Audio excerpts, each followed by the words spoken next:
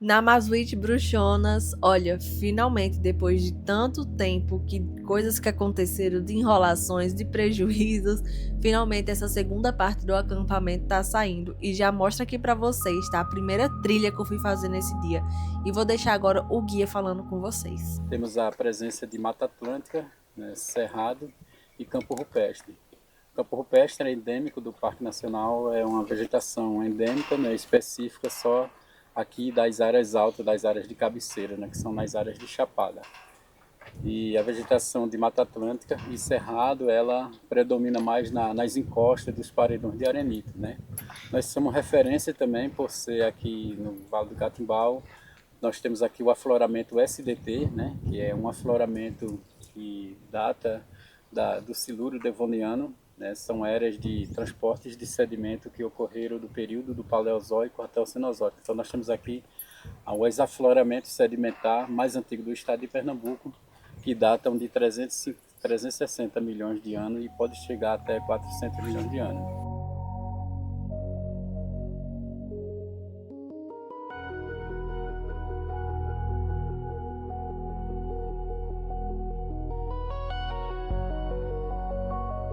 Hoje em dia a gente conseguiu levantar 23 sítios de pintura rupestre, né, catalogar, porque era como eu falei, os paredões que eu andava, os abrigos que eu passava, a maioria deles tinha inscrições rupestres. Duas estilos de pintura diferentes, onde nós vamos identificar nessas pinturas, né, passagem de grupos diferentes. Nós temos uma ocupação humana que habitou o Vale do Catimbau entre 6 e 7 mil anos. O nosso primeiro achado arqueológico ele é um esqueleto humano, né, do enterramento primário, que foi escavado pelo professor Marcos Albuquerque no ano de 69. Então foi o primeiro achado arqueológico que deu a notícia do Vale do Catimbau, que aqui era uma área, né, de habitação arqueológica. E aqui, ó, tem essa pintura aí com várias pessoas uma atrás da outra, que é um ritual de dança, segundo o que o arqueólogo falou. Naquela região ali, ó, essas duas pessoas que estão com a mão na cabeça, isso daí é uma cena de relação sexual que as pessoas estavam tendo. Tem esses símbolos também, esses círculos dentro de círculos, que lembra até um pouco da espiral, né? Mas não se sabe ao certo o que eram esses círculos aí, o que eles representavam, se é realmente só uma forma de comunicação entre eles, ou se era uma forma de ver eventos astrológicos. E tem várias outras pinturazinhas ali, ó, tem umas bem pequenininhas, tem outra bem aqui pertinho. Tem essa aqui, se a pessoa esticar o braço até consegue pegar, que é como se fossem duas pessoas aqui. Tem mais outra ali, bem interessante, gente, aqui. Bastante coisa. E ó, o que ele falou também é que o pessoal ficava aqui porque eles sempre buscavam por um ambiente que desse muita sombra durante o dia, e aqui tem bastante sombra, e que fosse também no alto, que era para poder ter uma vista do restante das coisas. Então aqui, ó, é bem alto, consegue ter uma visão panorâmica das coisas e até de animais que estivessem se aproximando daqui. Depois da trilha, voltamos para o acampamento, tomamos banho, almoçamos, descansamos também nas nossas barracas para poder recarregar as energias e já partir para a próxima trilha, que seria para assistir ao pôr do sol. E eu devo admitir que essa trilha eu não consegui gravar muita coisa dela, do espaço, do Santuário Vale da Lua, porque lá tinha uma energia muito diferente e foi um momento realmente de conexão, por isso eu não consegui gravar muita coisa no momento lá, porque eu preferi vivenciar tudo aquilo que eu estava sentindo, tudo aquilo que eu estava vendo, que eu estava admirando, porque foi uma vista excelente e espetacular, foi maravilhoso de poder assistir o pôr do sol ali naquele ambiente, com as pessoas, conversando. Os visitantes deixavam até aqui, aí dava para eles poder chegar até o primeiro ponto, que vinha de cadeira de roda, e para esse outro público, né, que vinha para meditar, fazer prática de yoga, eles ficavam por aqui. Depois, né, a gente viu que não estava muito correto a restringir a visitação só para um público específico. E aí a gente conversou com a gestora do parque, que era uma que estava anteriormente, e aí foi aberta a trilha para todos os visitantes que viessem ao parque também ter acesso à trilha do santuário, né? E só para contextualizar um pouco mais do que o guia falou, esse espaço onde a gente foi, que é o Vale da Lua, só era permitido para pessoas de grupos de retiros espirituais. Não era permitido trilhas para visitantes nem nada do gênero. Só que depois de um tempo foi que liberaram isso para que a gente pudesse ver. E ainda bem, porque foi assim que eu consegui assistir esse pôr do sol maravilhoso. Olá, bruxonas! Como é que vocês estão? Espero que vocês estejam bem. Fazendo agora esse segundo vídeo aqui, né? Desse segundo dia aqui no camping. E vou atualizar vocês um pouquinho. Primeiramente, a dormida. Gente, tranquilo, né? Dormida padrão de acampamento. O problema é que a gente não imaginava que realmente iria fazer tanto frio. Tava eu e meu namorado, a gente tremendo de frio. Um assim encolhidinho no outro pra ver se a gente conseguia se aquecer. E a gente trouxe tudo. A gente trouxe casaco, trouxe calça, a gente trouxe lençóis. Tudo, mas ainda assim tava muito, muito frio. Inclusive, a gente até vestiu calça no meio da madrugada mesmo. Porque a gente achava que no horário que a gente foi dormir, tava até tranquilo. Mas quando foi chegando ali, 2 horas da manhã por aí, cara, tava um gelo e a gente teve que colocar calça. Porque não tava aguentando de frio. O dia ele já começou com o café da manhã. E assim que a gente terminou o café, a gente já foi correndo se arrumar para ir para a primeira trilha do dia, que foi a trilha das pinturas rupestres. Era para ter sido o nascer do sol, só que a gente acordou, a gente não estava muito ciente do horário que era para ser a trilha do nascer do sol. Aí a gente acordou 3h30 da manhã, a gente tava esperando uma movimentação, não tinha ninguém, tipo assim, não vai ter, então deixa quieto. Aí a gente voltou a dormir. Quando foi umas 8 horas, tomamos o café e se arrumamos para essa segunda trilha aí, que teve no dia, que no caso foi a nossa primeira. A trilha, ela foi assim, acho que essa foi a trilha mais cansativa que eu já fiz em toda a minha vida. Por quê?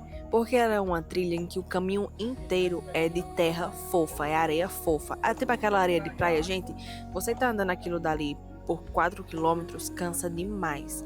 Ainda mais quando é uma subida. Então você tá andando em areia fofa numa subida. Assim, cansei muito. Eu achei que eu ia passar mal. Até porque também a nossa água tinha acabado no meio do caminho. Eu fiquei, meu Deus, e agora eu vou morrer aqui desidratada. Mas o guia tinha água, ele me deu um pouco, ainda bem. E deu tudo certo. A gente chegou por volta das 11 horas, por aí. Chegamos, fomos tomar café da manhã. Chegamos, fomos almoçar. E aí, antes do almoço, eu fui tomar um banho naquele chuveiro aberto. No meio ali do banho, a gente simplesmente faltou água. Eu cheia de sabão no corpo. Cara, não é possível. Enfim, no fim deu certo. O rapaz, ele encheu de novo a caixa d'água, ligou a bomba. No instante chegou lá, consegui tirar o restante do sabão. E tinha que correr, gente, porque aqui, como tem muita gente no acampamento, você tem que ser o primeiro a fazer tudo. Tem que ser o primeiro a tomar banho, porque senão a água acaba. Tem que ser o primeiro a comer, porque senão a comida também acaba. E o almoço já tinha saído e eu tava lá no banheiro, ó, esperando há um tempão pra poder pegar o meu almoço. E aí, enfim, deu certo, gente, deu certo. Conseguimos fazer tudo. Segunda trilha do dia, que foi a trilha do pôr do sol, pra poder ver o segundo foi a trilha do pôr do sol, lá no Santuário Vale da Lua. Gente, eu vou falar pra vocês que vibe, que eu simplesmente fiquei encantada. Gente, eu chorei lá. E assim, eu acho que foi uma das trilhas que mais mexeram comigo. Eu não sei explicar, gente. Eu não sei explicar. Eu cheguei lá, tem o vale. Vocês viram nos vídeos, eu vou colocar aqui de novo. Tem aquele espaçozão lá com aquelas pedras. E quando eu cheguei lá, eu senti uma coisa tão diferente, eu não sei explicar. Eu sei que eu tava com um sentimento meio assim. E simplesmente me dando vontade de chorar. Aí o guia turístico, ele explicando um pouquinho sobre o ambiente, ele falou que aquele ambiente era muito místico, que as pessoas iam muito lá para poder fazer retiro, para poder fazer aulas de yoga, e que muitas pessoas que tinham esse lado da espiritualidade mais aflorado conseguiam sentir, né, conseguiam ver até espíritos, que um dos guias que estavam lá também, que no caso ele é o astrônomo, ele tem essa fé, ele tem uma fé muito indígena. Ele até estava me mostrando o colar que ele estava usando, o significado dos colares, que ele usa 2. Quando ele chegou lá naquele espaço também, que tem uma área, zona assim gigante e aberta, ele colocou os colares lá no chão. Acredito que ele pediu ali, né, em rezo, para poder ser purificado, para poder ser benzido. Então a gente conversando um pouquinho sobre isso, né, a gente sentiu, nós ficamos descalços, nós 2 fomos os únicos que ficamos descalços lá no vale. Para sentir mesmo, sabe, para poder sentir. E eu não consegui gravar como eu gostaria de gravar, de registrar, de tirar foto, não sei. Porque também é uma linha muito tênue entre você ter que registrar as coisas, tirar foto e aproveitar, porque o espaço de tempo é muito curto que você tem para poder estar ali. Então você fica tipo, cara, o que é que eu faço? E naquele caso ali eu realmente preferi aproveitar, porque eu não sei explicar, realmente foi um sentimento muito assim. Tá, e o astrônomo, ele me mostrou uma foto, que ele disse que da última vez que ele foi lá, ele tirou uma foto e na foto saiu o guardião. Eu não sei assim qual que é o guardião. Eu não conheço muito da cultura indígena, o que é até uma vergonha, porque o meu bisavô, ele se orgulhava muito em falar que os pais dele eram índios de Ibuíque, ou seja, daqui, tipo, eu tô literalmente em terras ancestrais. Eu acho que... Ai, não sei, gente, eu tô com vontade de chorar. Tô indo. A janta ficou pronta. Eu juro pra vocês que eu segurei o choro lá porque eu ia ser a única chorando, eu ia ficar com vergonha. E aí eu desisti, não dei uma segurada no choro. Agora, gente, eu tô gravando esse vídeo às 7h30 da noite. A janta acabou de ficar pronta. E aí, tô indo lá. Tô indo lá pra não perder a janta. E da janta a gente vai ver os astros, tá? A chuva de meteoros. Então até já já. Depois da janta, nós fomos para a área da fogueira para conversar um pouco, socializar com o pessoal, se esquentar também porque estava fazendo bastante frio. E ficamos lá também jogando um pouco de bingo, tava valendo um telescópio o prêmio, tá? E depois de toda a interação foi que nós fomos para a área de observação e fomos ver a chuva de meteoros. E olha que coisa mais linda. Eita, preguei, poxa! Linda essa. Bruxonas, é isso. Tô me arrumando aqui pra ir embora já, tá tudo ligado ali pra gente poder sair. Tá um solzão aqui. Mas é isso. Muito obrigada por terem assistido até aqui. E até a próxima, Namazwitch. Eita!